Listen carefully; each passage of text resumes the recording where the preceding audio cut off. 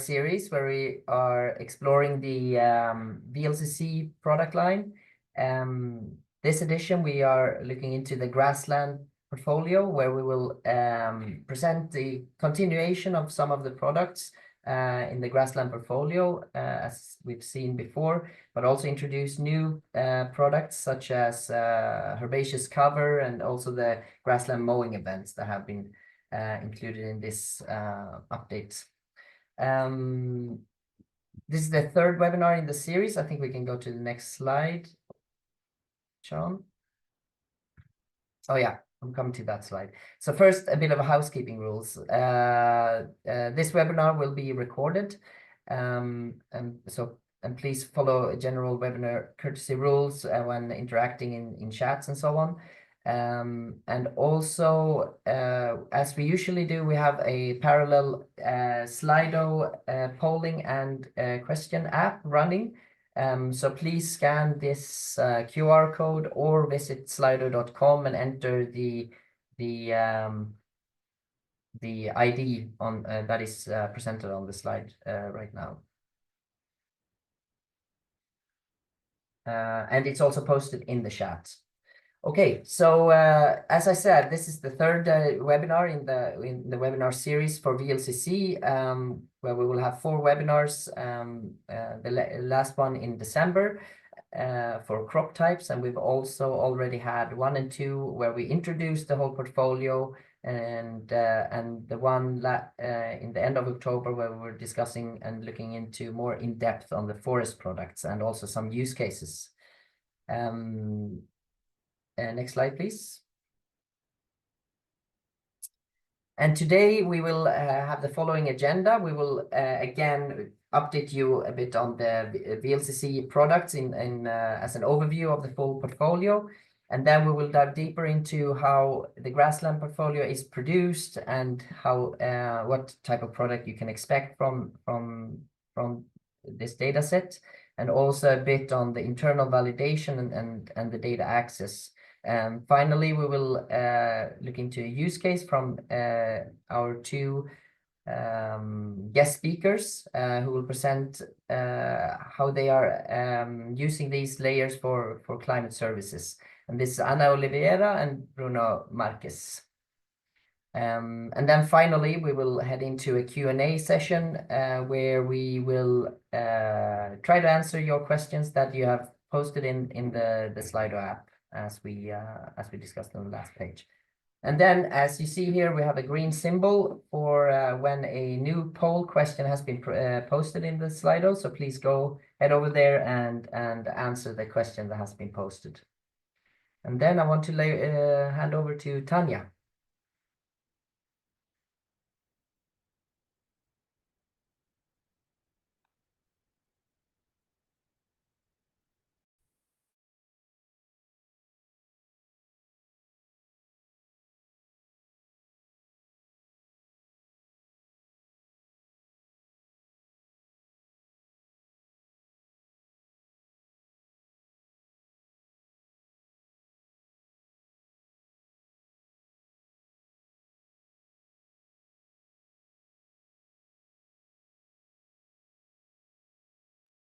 Tanya, sorry, I think you're muted.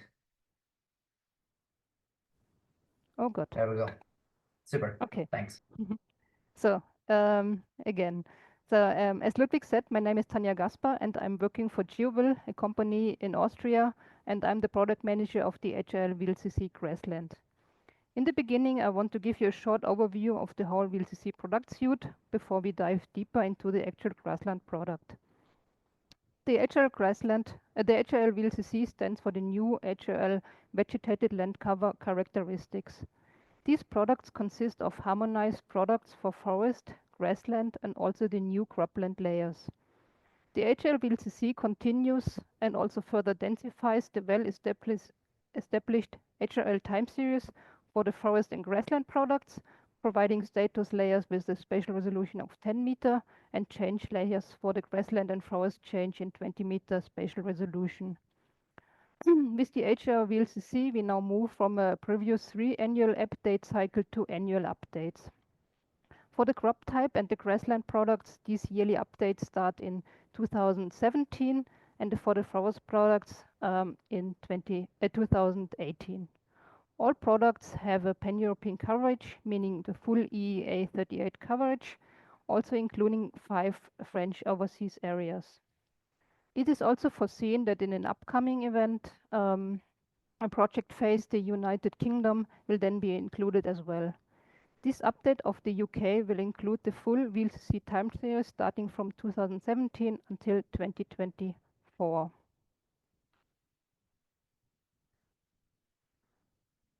So now I will give you a short overview of the full product suite of the HRL-VLCC products. First, we have the crop products, which are new in this portfolio.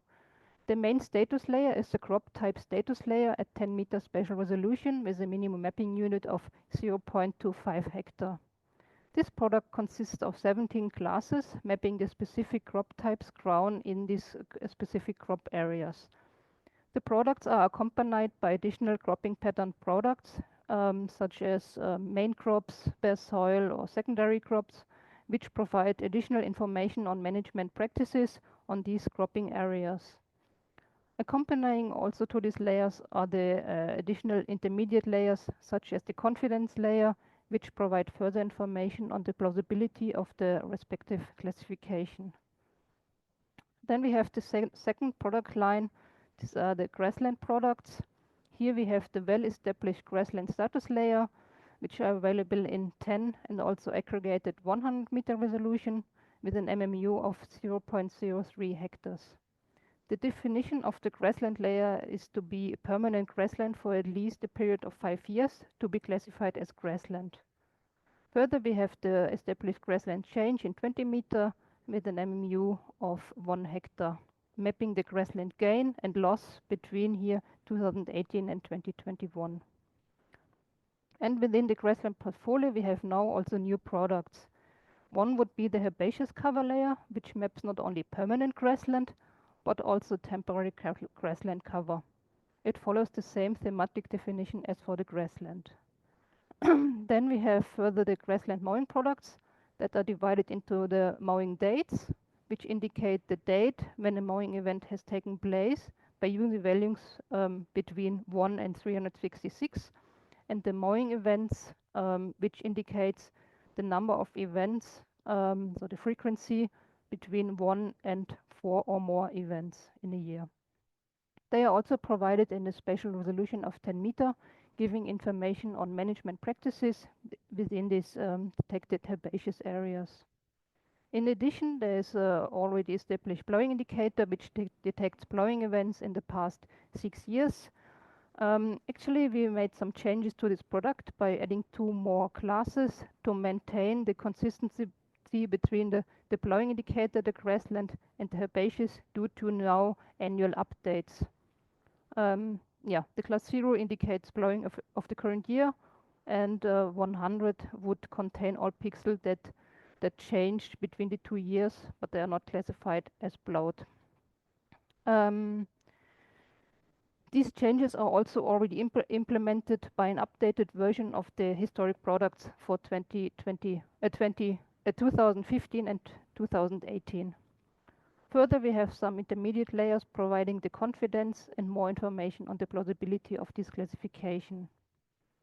Last but not least, the forest product line consisting of the dominant leaf type as main status layer available in 10 meter, as well as the tree cover density in 10 and 100 meter resolution.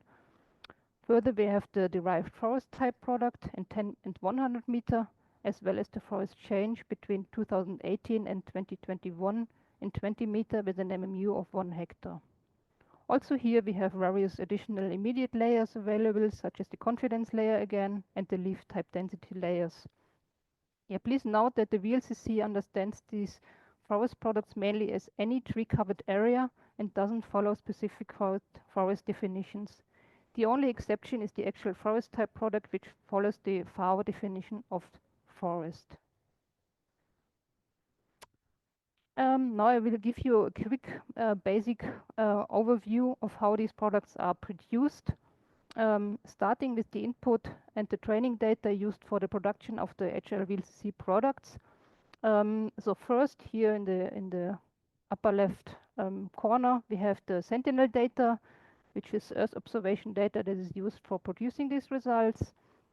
Those are combined with a large training database, which consists of in situ data, for example, from Lucas, ancillary data sets coming mostly from national data.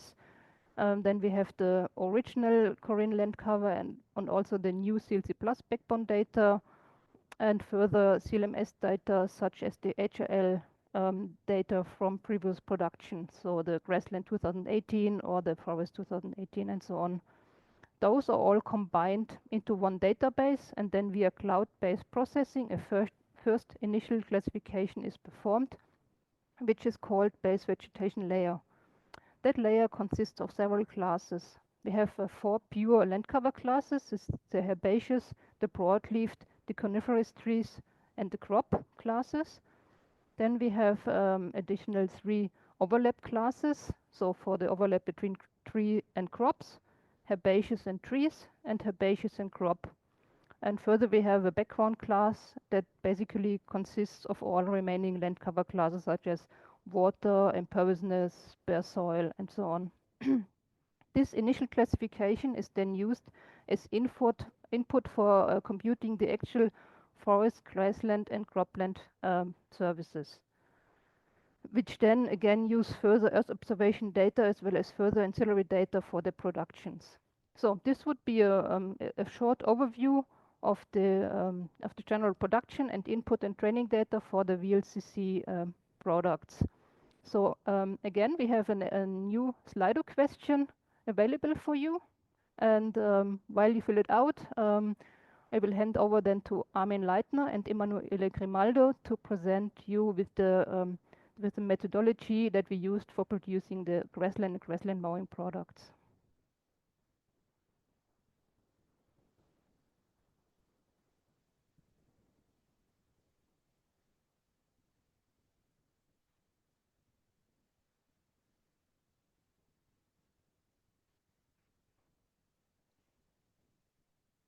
Okay, hello from my side.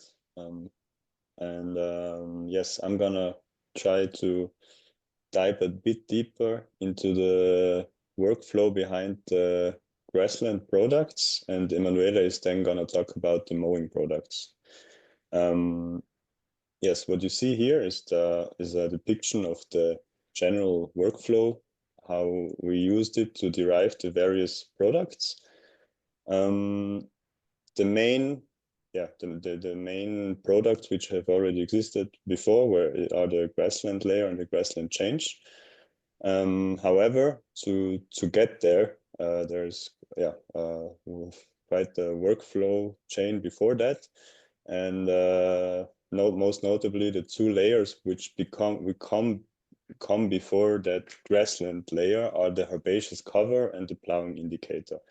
The main difference, as Tanya already mentioned, between the grassland layers and the herbaceous cover is that a grassland is mapped as grassland if it was herbaceous for the last 5 years, whereas this new product now of the herbaceous cover is really mapping herbaceous areas per year without being independent from previous years. So it also maps temporary grasslands. So the first task in this workflow is to correctly map these herbaceous areas on a yearly level. And yes, I would say we dive deeper into that. Next slide, please. Next slide.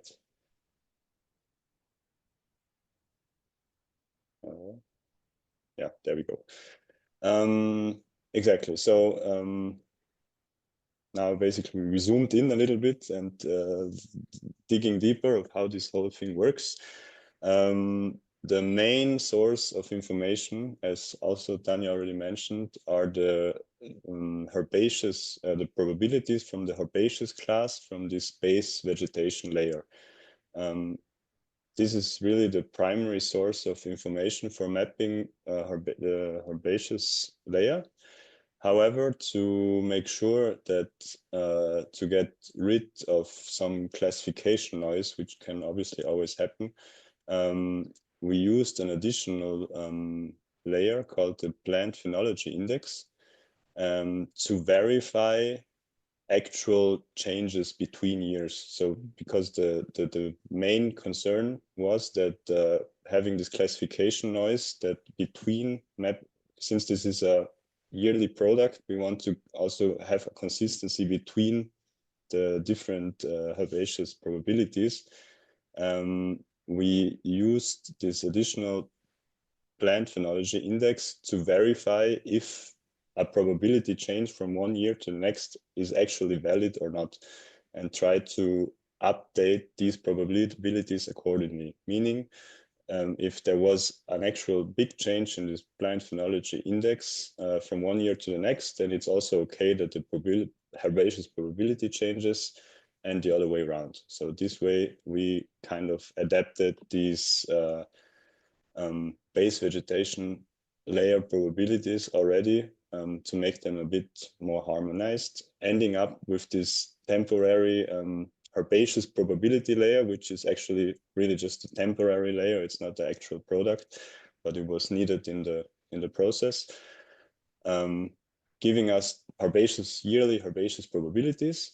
However, since the herbaceous cover is a binary product, we still need to find suitable thresholds to put on these herbaceous probabilities to end up with a status layer, and to find the best thresholds, all depending on the area. We used other auxiliary data like the old grassland layer, the CLC backbone, and so on. Used the grassland or herbaceous classes from there to calibrate our probabilities to really find suitable thresholds across Europe. So it's really not the same threshold everywhere. It depends on the area. Having these thresholds, we can then classify or translate our herbaceous probabilities to our herbaceous cover. So this is like the first step in arriving there. So moving to the next slide again, we go back to the overview. So now we are basically there in the middle, top middle. We have the herbaceous cover. Now to go one step further to really map our grassland, we need an additional layer, the so-called plowing indicator. So let's dive into that.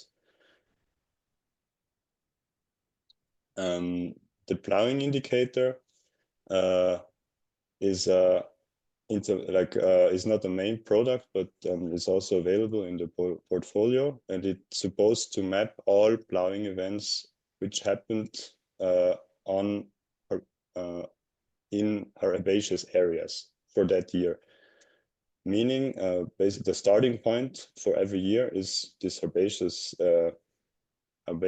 layer we already produced, and we're trying to go back in time all the way looking back to the previous 6 years to define any possible disruptions in this herbaceous covered timeline.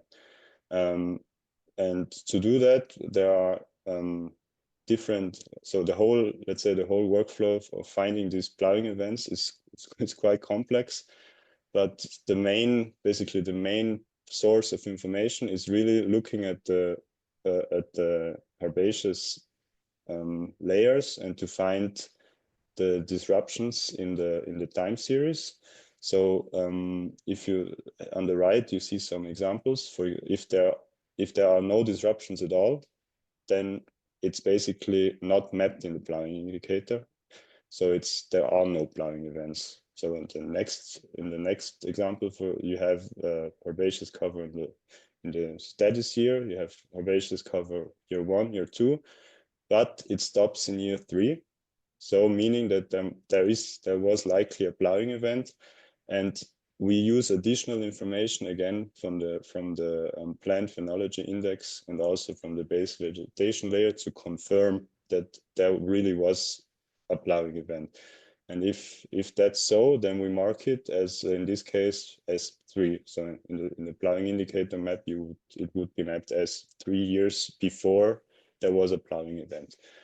Yeah, similar to the next example is similar. We would have found a plowing event in the 2nd year, even though 5 years before there was again a herbaceous area. And as Tanya also already mentions, there is this additional new rule that it can also happen that it is that we mapped the herbaceous area in the year 0, so in the actual year, but having found another, even though we mapped it as herbaceous, it can still be an area which has been plowed. So in this case, it would be mapped in the herbaceous cover, but it would also appear in the plowing indicator that it was mapped as in year 0. So yeah, I would say this is there are a bit more rules, even more than that, but this is kind of the general idea. Yes, having this plowing indicator now, where we try to find all plowing events in the past 6 years, we basically have now the 2 main ingredients to derive our grassland product. So if we move on again,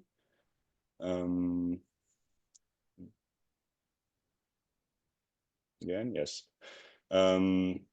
Now having both layers, it's quite straightforward. It's basically now the herbaceous cover, and from that herbaceous cover, we subtract all plowing events, ending up with the grassland layer and applying an MMU of 0.03 hectare, which in this case is 3 pixels, because it's a 10, like all these layers are in 10-meter resolution. Yes, so this is then quite straightforward, and also all products are like this way it is ensured that all products are harmonized within each other. Yes, another product which is also available then is the Grassland Confidence layer, which is simply produced by this still temporary layer of the herbaceous confidence, where we just take the average of the last 5 years, apply the grassland mask, and we end up with this Grassland Confidence layer, giving an indication of how sure we are that we actually mapped this grassland pixel in the correct way. Yes, so let's move on to the last products in this chain, the Grassland Change product, which again is quite straightforward. It's mapped between the years 2018 and 2021. We take those 2 grassland status layers, aggregate them to 20 meters, look on a pixel level for grassland gains, grassland losses, or stable areas, apply again an MMU of 25 pixel, which on a 20-meter resolution is 1 hectare, and end up with this grassland change layer. And also here, we have a grassland change confidence, where again the grassland confidence from before is used to derive this grassland change confidence. Yes, so yes, I almost forgot about the aggregated product, which is also directly derived from the grassland status layers, simply aggregating from 10 meter to 100 meter, counting the amount of grassland pixels within a 10 pixel by 10 pixel area, so by ending up with let's say grassland density layer on a 100-meter resolution, giving counting how many grassland pixels are in there. All right, so I will hand over to Emanuele now. Thank you, Armin. Now I will briefly outline how we derive the grassland mowing products. Just as a reminder, grassland mowing products are 4 layers for each year, 4 layers of grassland mowing dates, 1 layer of grassland mowing events, which are the counts of the mowing events for every pixel, and also along with this, we also provide the confidence layer. Okay, let's start by the first part, which is data preparation and the time series analysis. And let's start, in fact, with data preparation. For our algorithm to work, we need to define a season. And for defining start and end of season, we make use of the HR vegetation phenology and productivity layers, and in particular of the start and end of season indicators. We mask this with the herbaceous layer, which has just been presented, because we are only interested in herbaceous areas, of course. Another very important part of the data preparation consists in masking as good as possible, masking out clouds and shadows for avoiding false positives. And this is done with Cloud Cent12 and Cent2Core sync classification layer. And by combining these informations, we then compute for the relevant observations, for the relevant time window. We compute the normalized different vegetation index with Sentinel-2 L2A data. And it's a masked layer. And from this, we obtain for every pixel time series, an NDVI time series. So we can go to the next slide. So now we can go to the actual core of the algorithm, which is the time series analysis. We apply a method which closely resembles that described by Griffiths and collaborators. We have made some small adaptations which allow to simplify a little bit the algorithm and improve the computation efficiency, let's say. But the main idea is the same. What we do is we look for deviations from what we can consider the reference phenological development of vegetation for each pixel, which is in practice a polynomial fit of the NDVI time series. And we then select the most relevant candidates of mowing events, namely the points, the moments of the time series where there is the highest deviation from this reference curve. And with this, we obtain what can be considered as the raw product, which is already great. Thank you. Yes, but it's not what the final product. The final product, we can, so for obtaining the final product, we still need to do a few steps. And we can see it in the next slide. Yep. So, for example, in some cases, the season starts in the previous year, not in the year we are considering. For example, in November or December. In those cases, we regroup the mowing events so that we ensure that the mowing events of the GRAM-D grassland mowing dates only refer to the year we are considering of the product. Also, what we do is noise reduction. We reduce noise by applying GDAL sieve with a 25 pixels threshold. We do this on each mowing dates layer separately. And from these layers, from the stack of these 4 layers, we then derive the grassland mowing events layer by counting the non-zero occurrences. And it's done pixel-wise, of course. Next slide. And so along with these products, we also provide a confidence layer. This is a combined confidence, which includes the confidence of each detected mowing event, and also the confidence that we haven't missed any event. The latter it decreases if the gaps in the time series grow larger due to clouds or longer revisit times. The confidence for the detected mowing events are affected by the amount of shadows and clouds in the vicinity of the pixels, and also by, on a tile basis, by the percentage of detected thin clouds, because we have seen that this can be problematic and generate false positives. And this concludes my part. So thank you. Yeah. Thank you, Emanuele and Armin. So this was a short or more detailed overview of all the available grassland and grassland mowing products.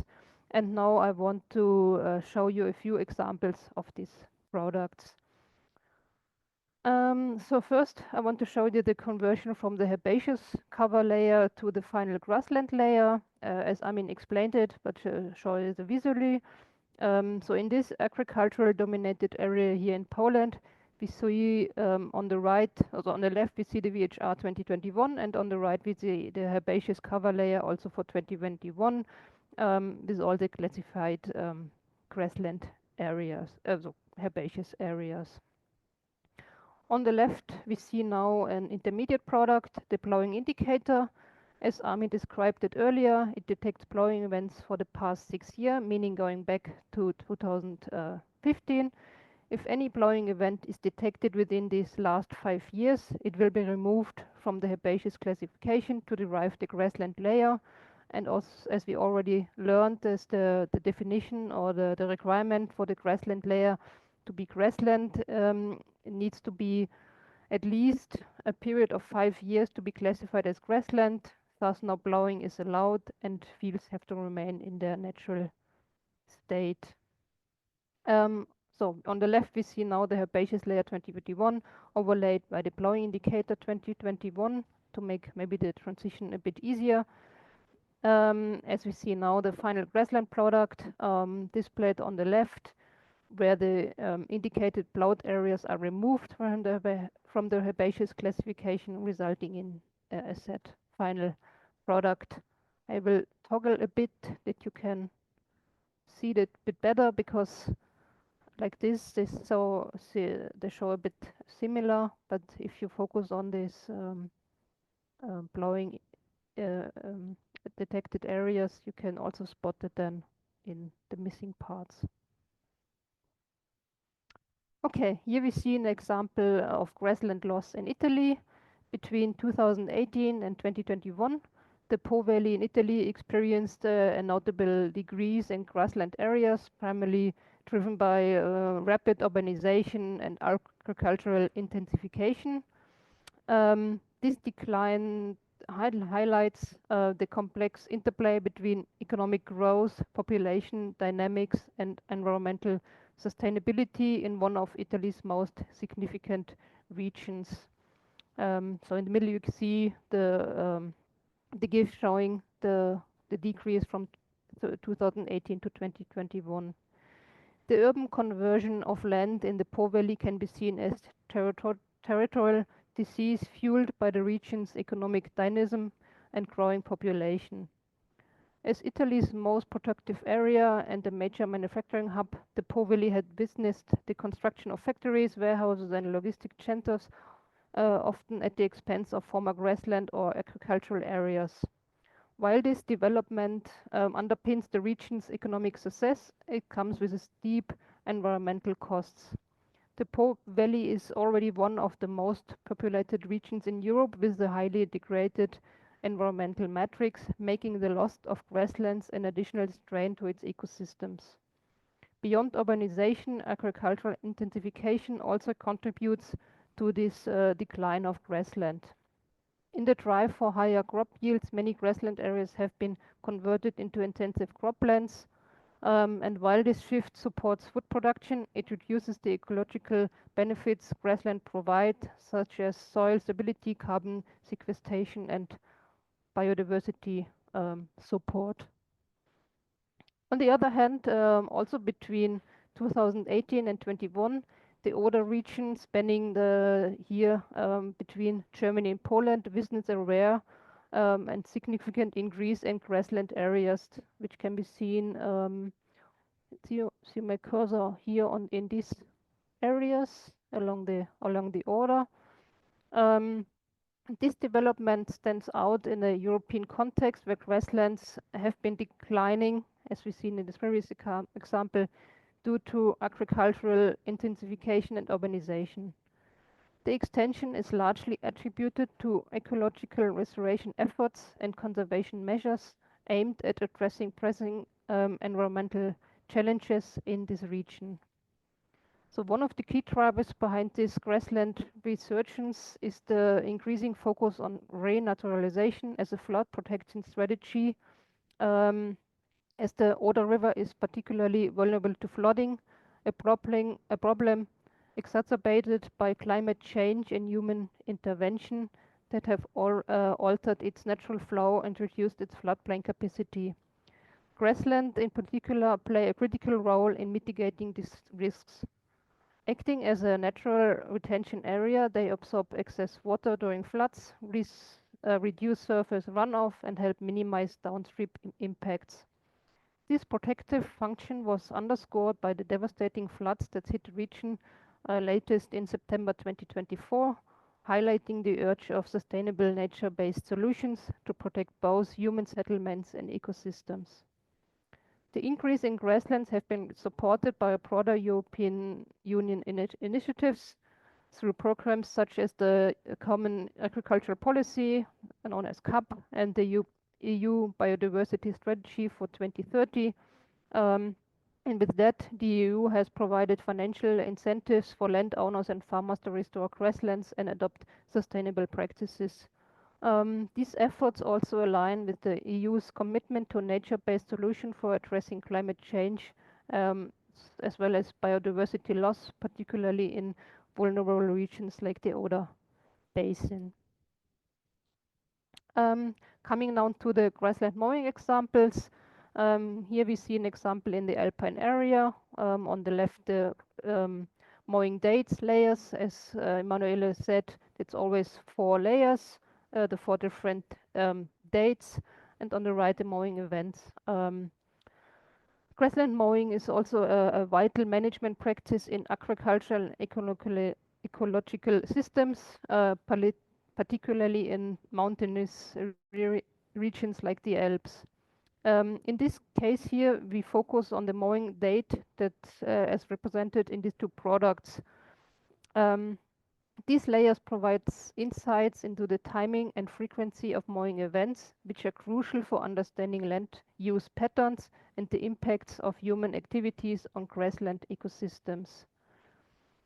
The Grassland Mowing Dates 2021 dataset is exactly designed to pinpoint the exact date of the year when a mowing event occurred.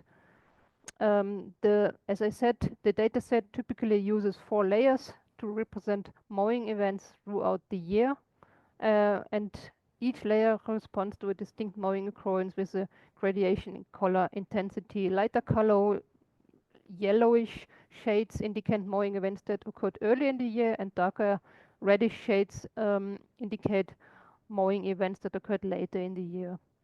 The visual coding allows for a clear interpretation of mowing dynamics across different regions, even within challenging mountainous terrains. The Grassland Mowing Event product provides a summary of the frequency of mowing events within these herbaceous detected areas. On the map, darker areas represent regions where grassland have mowed more frequently over the year. This frequency data is essential for identifying intensively managed areas and their potential impacts on the landscape.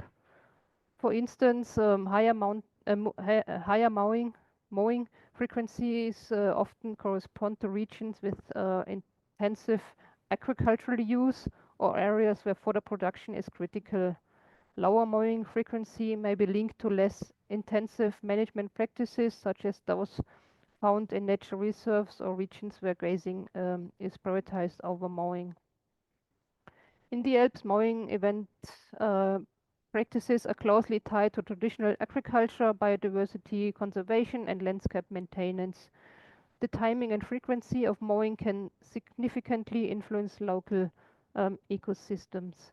Early mowing may favor the growth of fast-maturing grass species, but could potentially disrupt ground nesting birds or invertebrates reliant on undisturbed grassland.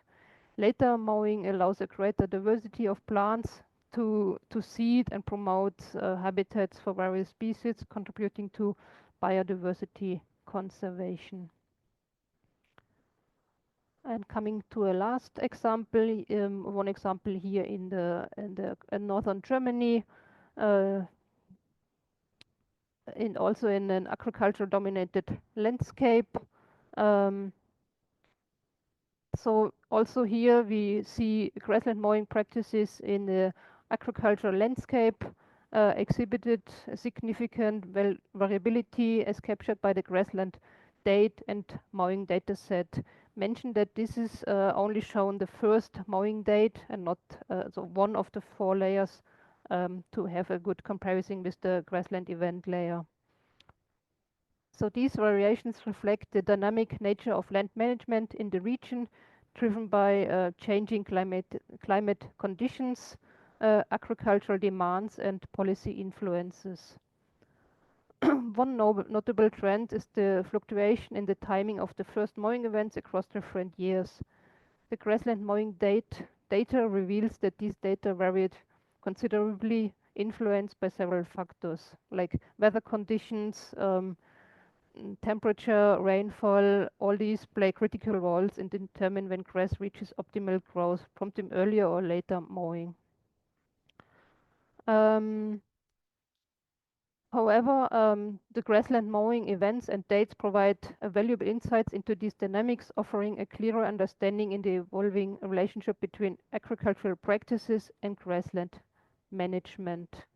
So this would be my last example, and we have again another Slido question ready, but I would ask you to answer.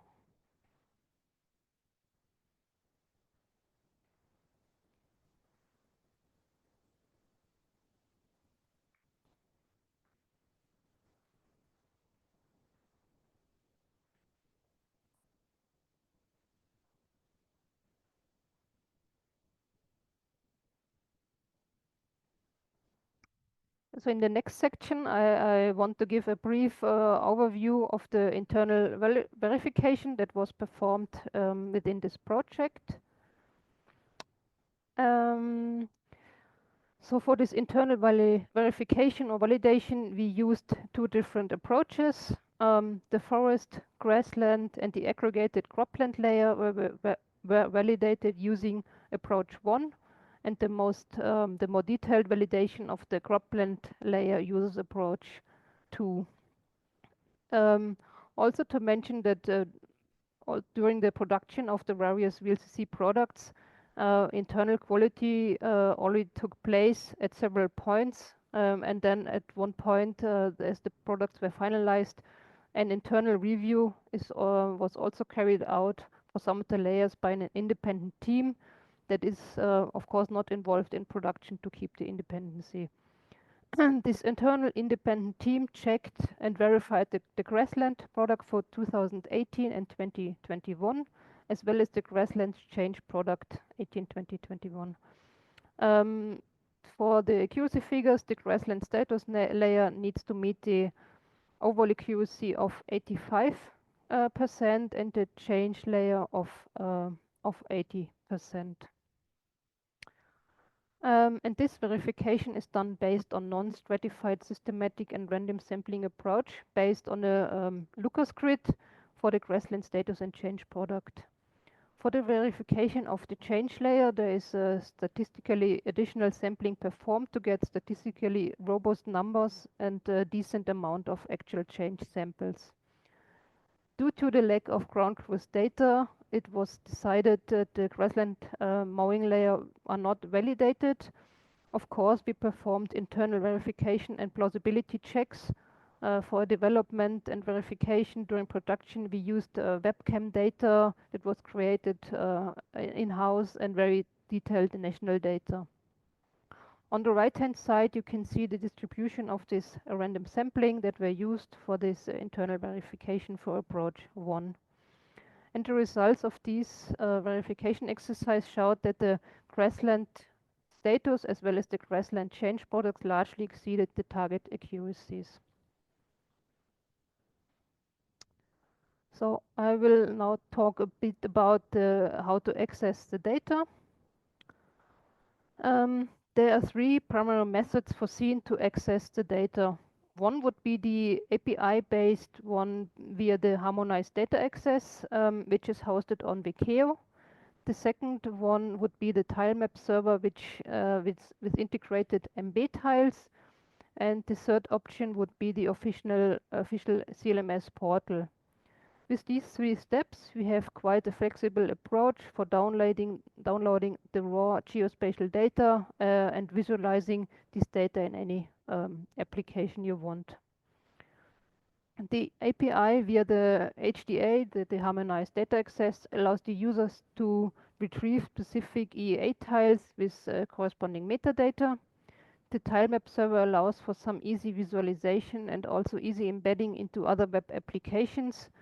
And the last CLMS portal offers then a visually guided way for the users to download the data based on given AOIs. How would this look like then in practice via the HDA on Vegetated? The users would draw a rectangle or any other shape for an area of interest, and then the users get a product list with all the available products covering and intersecting the drawn AOI together with further metadata for further filtering and downloading the data. The available filters would be different, the different years and also the different product types. The second way to access the data would be the visual data access via the tilemap server, and here the pre-selected sets of products are converted into MB tiles and then hosted on the tilemap server. So not all VLCC products will be available, but mostly the primary and the status layers, the primary status layer will be hosted on this tilemap server. And as mentioned before, these layers are highly versatile and can be easily integrated into other web applications for an easy display. The last but not least option is the data access via the official EEA CLML portal, and here the user has quite a simplified offer to access the data, bringing it in the data viewer and then also download the actual data on specific AOIs.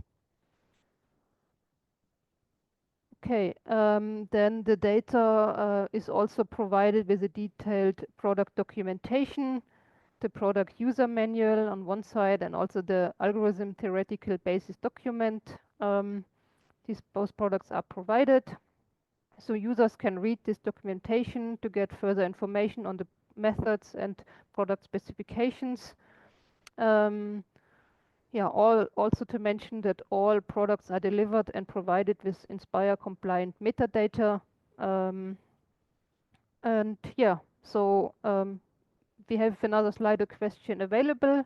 This would be all from my side, and I would hand over to Anna and Bruno to present their use case. Thank you so much. Thank you so much, Tanya, and thank you all. So me and Bruno, we are going to present an application case in which we use grassland as one of the inputs, but it's not just about the grasslands, it's about climate services in general and how we can use Copernicus high resolution layers to offer this kind of solutions. If you can pass the slide, please. Thank you. So first, a quick introduction. So my name is Ana Oliveira, as Tanya said. I'm the CTO for Space at the COLA+ Atlantic.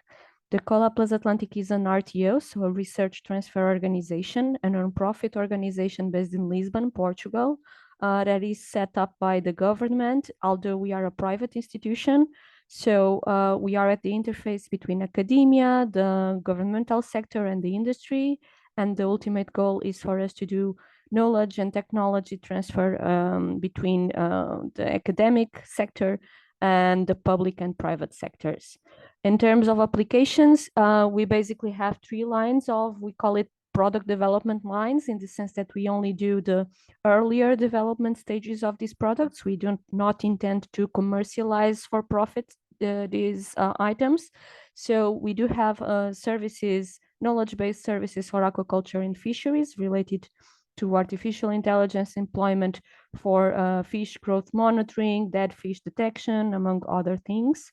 Then we also offer some blue economy consultancy expertise in terms of regulation, stakeholder engagement, user requirements for the blue economy space.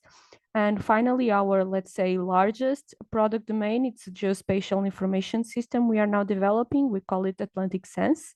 And it basically is a geospatial service in which we have climate and environmental hazards and monitoring for multiple kinds of hazards and climate and environmental risks. And it is set up in a geospatial platform that is a user-friendly setup for the public, for the wider public in Portugal. Next slide, please. So the problem we want to address today is about heat. And we know that temperatures are rising and we are surpassing records each day. We also know that especially in Southern European countries, we do have an aging population. I would say this is the setup in most of Europe, as is the climate change impacts and the tendency for a warmer climate. And then we have also an effect which is called the urban heat island effect that stems from the fact that urbanization trends in the last decades or so have been promoting the excess heat within cities, especially along the coastlines, because in Southern European countries, there is a tendency for what is called coastalization, also due to tourism. Regardless of coastal or inland cities, major metropolitan areas all suffer from this effect, and it can enhance the harmful effects of excessive heat during the summer. Next slide, please. So what we want to offer is a monitoring solution and a forecast solution that goes beyond what's currently offered by the weather services. Right now in Portugal, as with other countries, we do have weather forecasts daily being supplied for the public, but these come from kilometric scale models. These kilometric scale models use land cover features as the input that have very low resolution. Usually it's core inland cover or cursor resolution even, and the results are in maximum 2.5 kilometers of pixel size. So what we do is we use cartography features and high resolution layers, such as grasslands, along with citizen-owned stations to promote a data-driven model that can downscale weather forecasts and offer intelligence for the decision stakeholders in terms of the forecast of heat exposure, also cold during the winter, as a function of land use, land cover, and main types of surfaces. Next slide. So about the grasslands usage in this case. So one of the key aspects of all weather forecasts when we are talking about near surface air temperature is the land use, land cover scheme. As said before, the weather forecasts from the National Weather Services usually use low resolution land use, land cover schemes, but now urban climatologists are using more and more the local climate zones scheme instead. It's a type of classification that groups together areas that form a category of thermal response near the surface. This has to do with the materials, the density of the buildings. It also has to do with the thermal properties of such densities and such materials. And in what concerns to the natural land surfaces, grasslands, bush, scrub, scattered trees, and dense trees are, of course, different categories with different thermal signatures, as we are going to show. So our solution to tackle this land use land cover scheme, which is one of the, let's say, secret sauces of having higher resolution weather forecasts, is to take advantage of the high resolutions layers offered by Copernicus, and Grassland is a very important part of that, as we are going to show next, to calculate the surface urban island. So here we have a synthesis like mind map of how things are reclassified from the original urban atlas classes using grasslands and other features as well to make a decoupled decision on which local climate zones they should belong to. This is done on a pixel based and also on shapefile based, because in the end we can offer a high resolution local climate zone scheme that can go as far in detail as the original urban atlas and grasslands and other layers offer. So 10 meters if you're talking about pixel size, or the shapefiles of the urban atlas original shapefiles that we download from Copernicus. And one of the key aspects is that grasslands, because they are like more persistent land cover proxies for grasslands, precisely as the name says, it helps us in distinguishing the local climate zone C and D, which are different local climate zones, and as you are going to see next, have different thermal properties and signatures throughout the day. So next slide, please.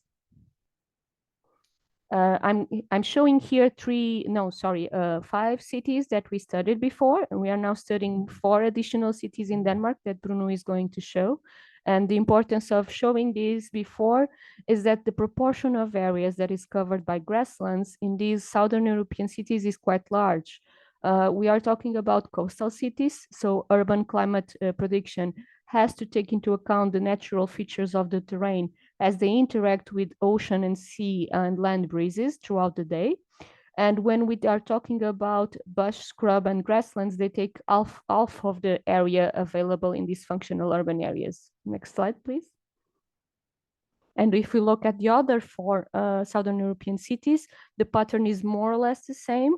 We have Naples, for instance, which has a smaller proportion of the area, but it's still quite important when we are tackling the urban island effect and quantifying it in terms of the anomaly brought about by the urban presence. Next slide, please. So here is an example from Naples. On the right-hand side, you see a thermal image converted to land surface temperature from Landsat 8 mission during a heat wave day back in 2018. And you can see the temperatures that are more, that are greater in the inland areas of the metropolitan area. And when you look at the local climate zones, which you can see in the middle with the red depicting urban areas as well as the gray and the light green depicting grasslands, you don't see these kind of special patterns of the land use land cover. If you look at the left-hand side, so this is the diurnal surface urban island anomaly, so the spread and the mean of the temperatures at the surface level. You also don't see like the cooling effect of the non-urban areas except for trees. And even trees have a very large spread, as you can see from the box plots. Next slide, please.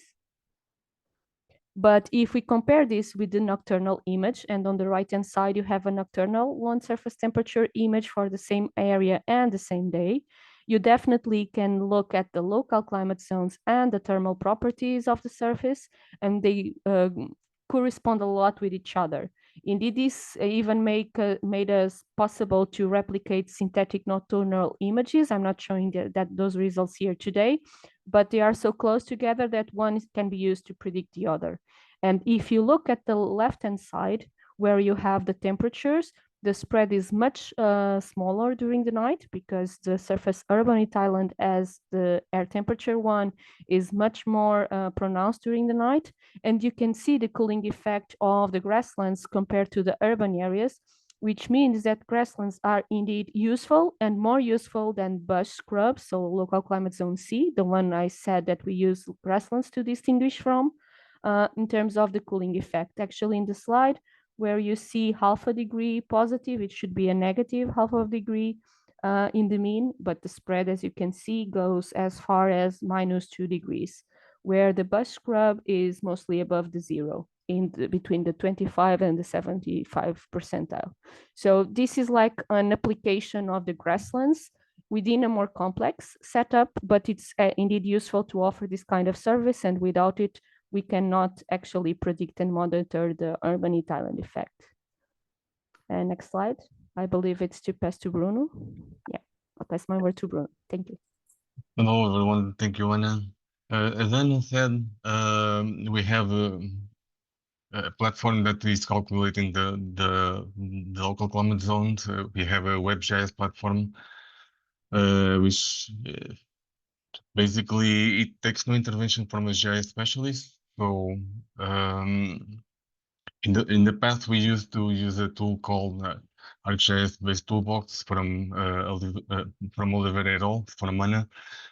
It took 2 to 3 days to process a local climate zone. Lately, we have been developing a new platform that takes no intervention from a specialist and also speeds up processing. So before it took 2 to 3 days, now it's like 1 hour, 2 hours to make a classification. And also, very importantly, it reduces the human-induced misconfiguration. Sometimes doing these local climate zones, it was easy to make a change on the classification, which ended up wrong. So being an automatic tool, it reduces this error. Next slide, please. So this platform it basically has 5 steps. The first one, being a WebGIS platform, the user can select a region of interest or an area, a study area, sorry, in a web map. Once the user has selected that area, you can request it to start. Once that request has been done, we start processing on our side. So first we download data from the CLMS using one of the ways to download the data that Tanya mentioned before. Once that data has been retrieved, we start our classification, which takes from 30 minutes to 1 hour to process. And once that classification has been finished, the user will be informed and you can verify it on the web map. Next slide, please. As I was mentioning, first the user, in this case, as Anna mentioned before, we are studying the Denmark cities. So I'm going to show an example for Aarhus city.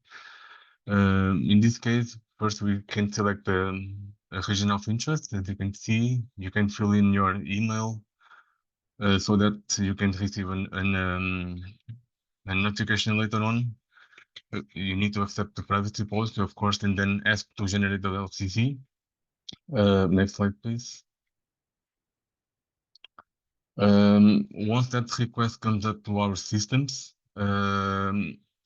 basically this will be a tool that will be running in the future 24 hours a day. So you can start it at any time that you need. Once that request has come to our system, we download the data from CLMS API. There is a very good documentation from CLMS that you can find on that link that I'm showing.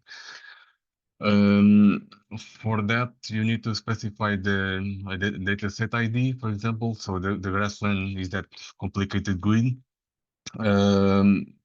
You need to specify the type of output that you are working with. So for the grassland, for example, you can request it to be a GeoTIFF file.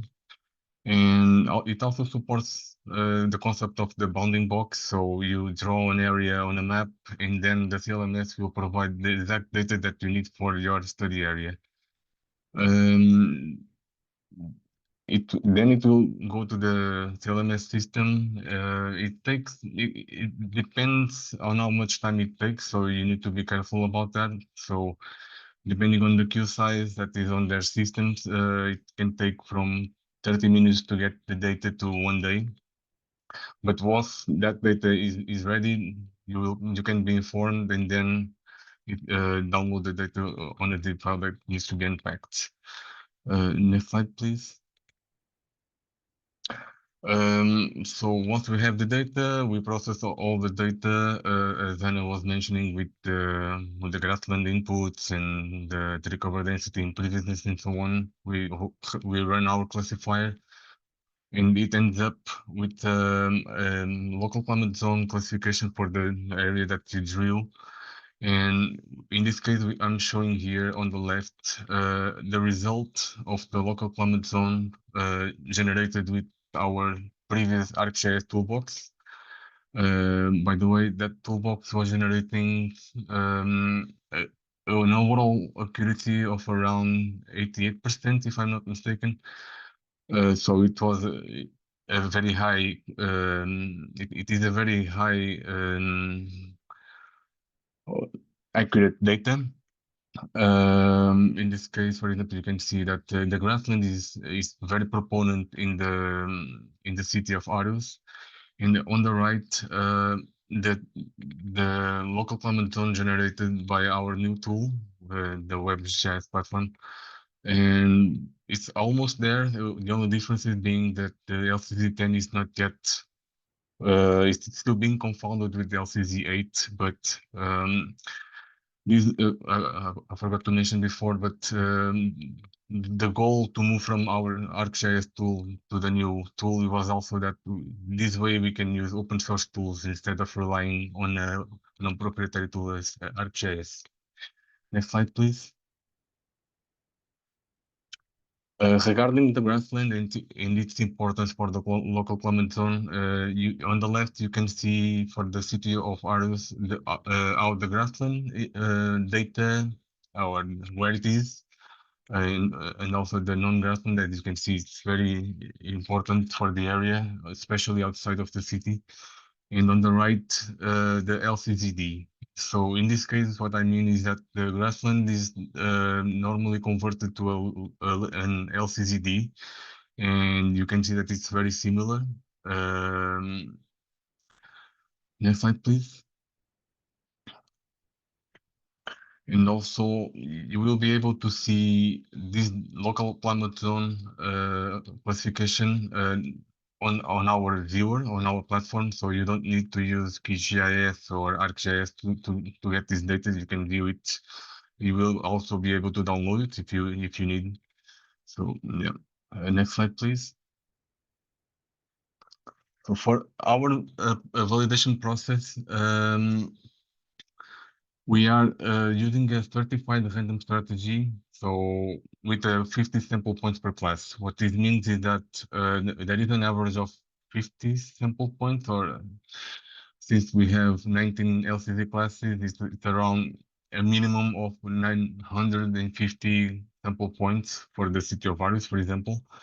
But the biggest areas gets the more points. The smaller area get the least points. And while developing this tool, we defined that in order for it to be used for future projects, we decided that the minimum kappa coefficient would be 80%.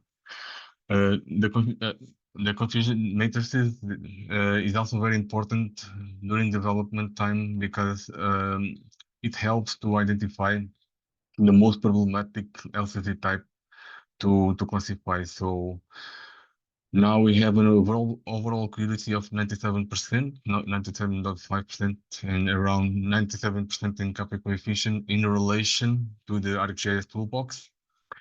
But at the beginning of the development, it was around 50%. So the confusion matrix is important to use it iteratively to fix the issues.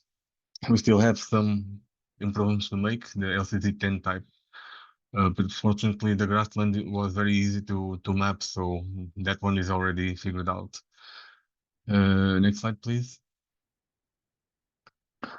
Also, for the future of this platform, we are currently still using it internally. We are still improving it. There are some fine tunings to be made, especially for the LCC10. But the goal is that once we feel that it is ready, it will be online for everyone to use. So we will turn this WebGIS platform into a participatory WebGIS platform. The goal is that you will be able to ask for an LCC to be created for your entertainment or even scientific studies. You will be able to not only see what we generate, but also do manual validations on the platform. So the idea is that our system can be improved, let's say, with your data, with your input, with your help. We'll be gathering this data for around 2 to 3 years so that we can use these supervised data, let's say, for a future machine learning algorithm that we'll be developing so that the LCC classification can be further improved. So yeah, follow us on this, use this QR code to follow us on the LinkedIn so that you know that when this participatory WebGIS platform will be available for everyone. And thank you. That's it.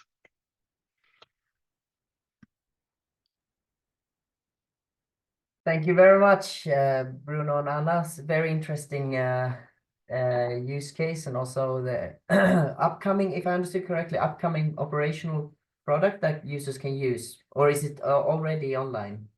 It's coming. That's the participatory. It's still internal, but will be coming indeed. Yeah. Super interesting. And also, of course, thank you to Tanya, Armin, and Manuele on the very comprehensive overview of the grassland portfolio earlier. And so now we enter the Q&A part of this webinar. And as you can see, we have the last poll that has been published on the Slido. So please head over there and provide your answer. And then I'll start. We have received quite a number of interesting questions here. I've peeked into the Q&A of the Slido throughout the webinar. And so I will start going through, and we will try to answer as good as possible. I'll go through in the kind of popularity as you've been voting up the questions that you find most interesting. So we start with the first one from Dominique. How do you deal with pastures and grazing events in your products? So that's for the mowing events, and I guess I direct that to Emanuele, Armin, or Tanya. I can reply on this. Grazing is not is a very difficult task. So the grazing detection has a much wider variability as compared to mowing when it comes to signals in the NDVI time series. And we have seen that it's difficult to tell apart grazing and mowing events.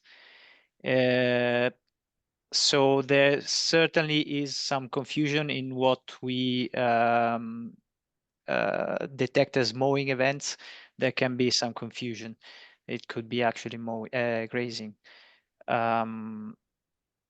This is a challenge which needs further developments for sure. One of the difficulties is also concerns also the validation data. So we don't really have good validation data spread out across Europe to be able to gain enough knowledge for and I mean training data and validation data for our models. So it's a very complex problem, and I'm sure that who asked the questions the question is aware of this. So yeah, I hope it's enough. Yeah, thank you very much. Indeed, it's a tricky, but we should say as well, the Grassland Mowing events is of course a novel product, and we foresee methodological developments in the far future as this topic is being expanded. But grazing events are not foreseen for the moment in the product. Okay, so we move on to the second one. When is the grassland layer for 2021? When will it be released to the public? Yes, this is a good question.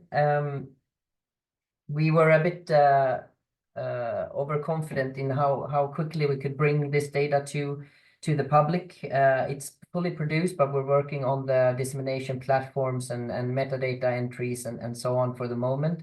We're working as fast as possible, and we hope it will go up as soon as possible. But sorry for giving false hopes from the beginning of this series, but we hope to have it available ASAP. So please make sure to follow the Copernicus Land on social media and so on, so you will get the notification as soon as it's available. We post it on both the portal, but also LinkedIn and so on. So please make sure to follow us there. All right, and then the third question is a reaction to where we were discussing the cloud masking. The user or the participant is questioning the approach for the cloud masking. There are better approaches than the SCL, that's the scene classification layer from the Sentinel core algorithm, the level 2A data of Sentinel-2. And also the cloud, I think he refers to Cloud Sen 12, or he or she. Cloud Sen 12, that's another cloud masking algorithm. I don't remember who has developed it. This may affect the detection of mowing events. So maybe, and this is for GeoVil colleagues again, when you assess cloud masking algorithms, because as the user points to, and this is of course a very important topic for mowing events. I know that you know that very well. So can you expand a bit on the cloud masking algorithm, why the one was chosen? There's of course many aspects why certain process algorithms are chosen. But can you expand a bit on the initial decisions made there? Sure. So the choice about the which algorithm to use for masking, of course, must get to a balance between computational effort and quality of masking. What we do is not just to use the scene classification layer. That was certainly not enough. We have experimented since the very beginning, also the preliminary phases of the project. We have tried with different combinations, also FMask, for example. We have seen that there were some technical issues with FMask, for example, because of the buffering. Some specific land features were classified almost throughout the year as a cloud, even if they were not. So there were some areas which were constantly kept without data. So we had to face several difficulties. Now we combine the scene classification layer, which we use also because it's already there. So it's a quick mask to be used, and this processed Cloud Sen 12 cloud mask, which we have seen to perform really good, and it doesn't have the problem of the buffers around. I mean, this strong problem we have seen with FMask of buffering too much and being too greedy in some cases, just because of some land surface features. In addition to this, to maybe also account for a possible so not masked pixels, which might lead to false positives, as has been mentioned. We have taken into account the amount of cloudy and shadows, cloudy pixels and shadows around the mowing events, possible mowing events in the confidence layer. So this is a further attempt to try and minimize the effect of false classification of clouds and shadows. Okay, thank you very much. Yeah, there's more questions here on mowing events. There seems to be a high interest for this product, which is nice to see. So I guess we continue. Yeah, the next one is on mowing detection. Using only Sentinel-2 can have serious implication on the exact mowing date accuracy. Was Sentinel-1 considered? We have considered Sentinel-1 in also here in the preliminary phases of the project. The outcomes were we had very variable and contradictory even results depending on where we were using the or investigating the quality of the algorithm, if we could use just the backscattering or coherence. Using coherence, on the other hand, even if it was more promising, it was not reliable enough to justify such a huge overhead in computation, because I mean, Europe-wide for 5 years is a huge, it's a huge overhead.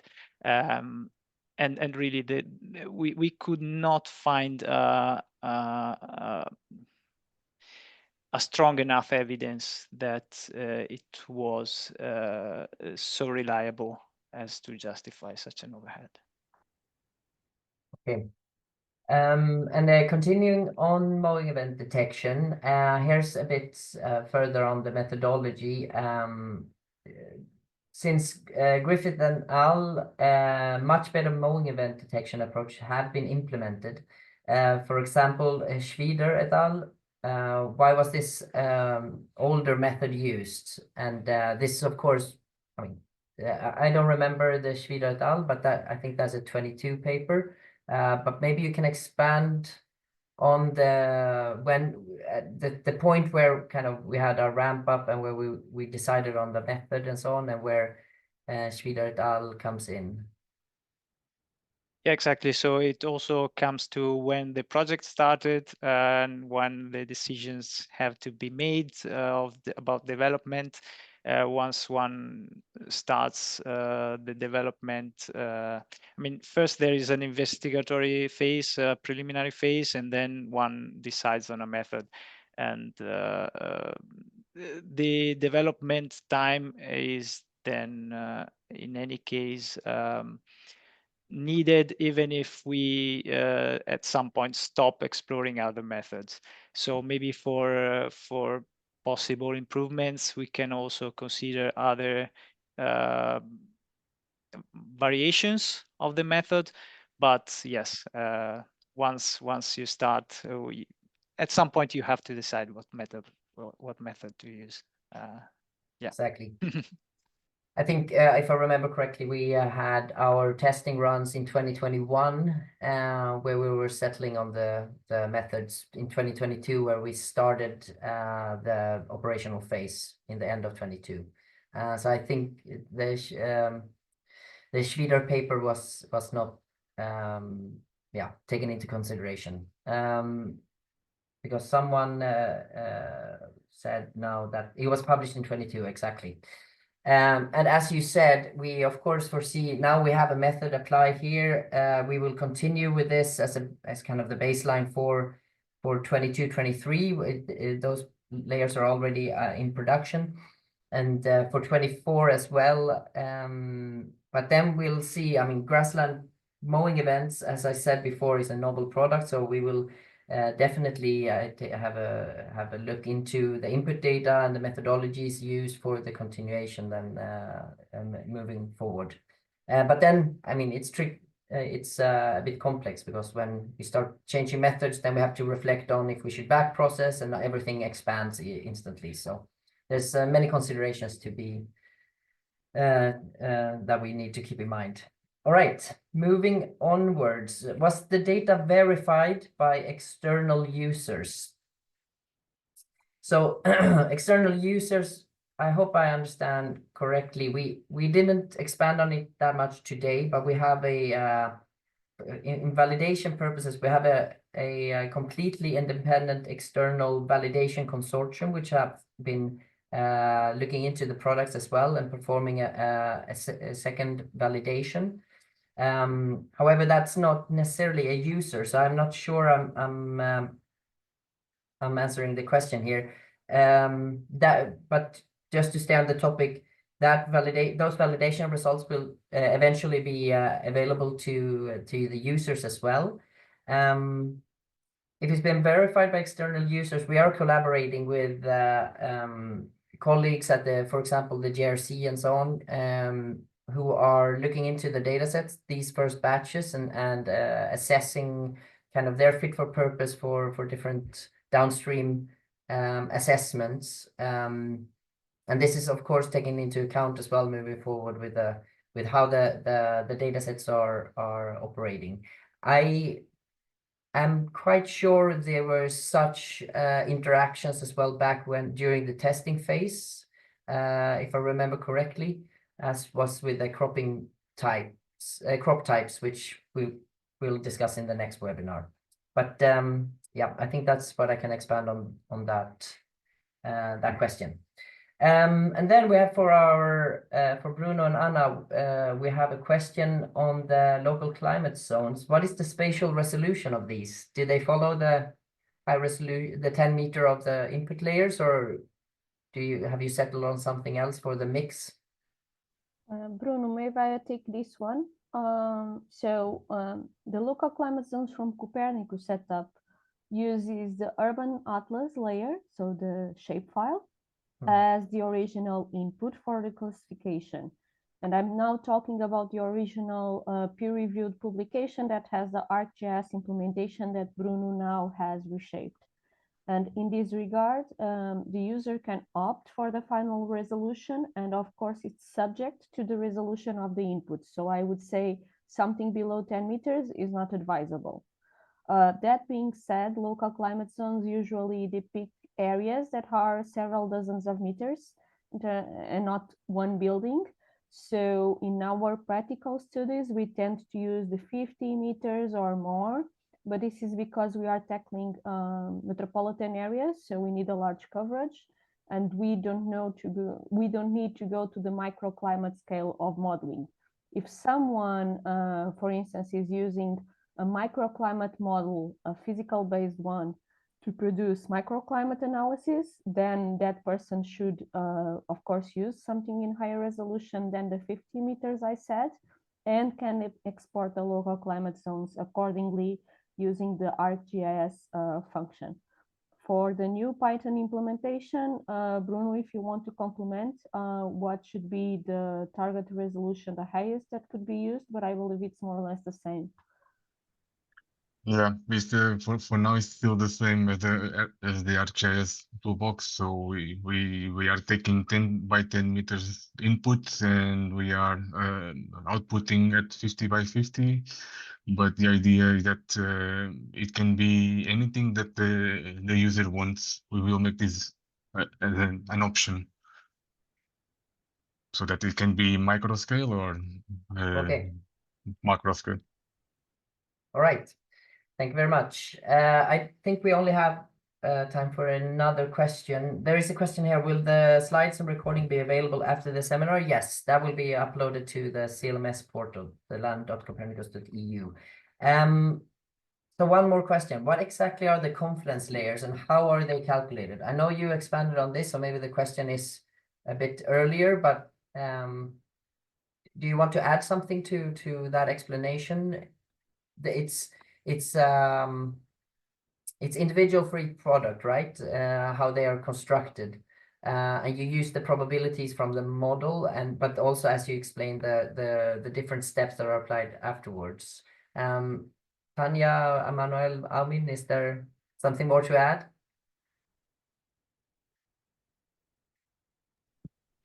Sorry, it's about the grassland confidence layers, right?